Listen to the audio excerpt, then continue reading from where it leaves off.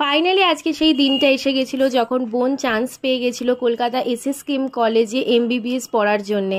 সত্যি কথা বলতে এটা ওর কাছেও যেরকম স্বপ্নের মতো ছিল, আমাদের বাড়ির সবার কাছেও ততটাই স্বপ্নের আর আনন্দের ছিল। সত্যি কথা আমরা ভীষণ প্রাউড মোমেন্টে ছিলাম তখন।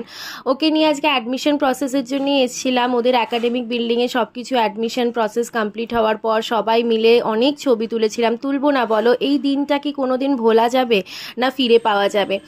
আর সত্যি কথা বলতে ওর এই জার্নিটা, ওর এই খাটনিটা খুব কাছ থেকে দেখেছিলাম। আর সত্যি আজকে ওর ওপর ভীষণ ভীষণ প্রাউড ফিল হচ্ছে। সকাল থেকে সবাই কিছু না খাওয়া ছিলাম বলে বিকালবেলা হয়ে গেছিলো অলমোস্ট, তাই আমরা হালদিরামসে এসে একটু হালকা ফুলকা কিছু খেয়েছিলাম। আর বাড়ি ফিরে দেখি ও বাবা, আমাদের পাড়া তো আবার জলে ভেসে গেছে, কেন কি অল্প বৃষ্টি হয়েছিল বলে। আর কাকিমা এখানে সব বাড়ির গোপালের জন্য মিষ্টি কিনে নিয়েছিল। আর আজকে মিনি ব্লগটা এইটুকুই। ভালো লাগলে লাইক করো, কমেন্ট করো, শেয়ার করো। আর হ্যাঁ, ওর জন্য অনেক অনেক ব্লেসিং।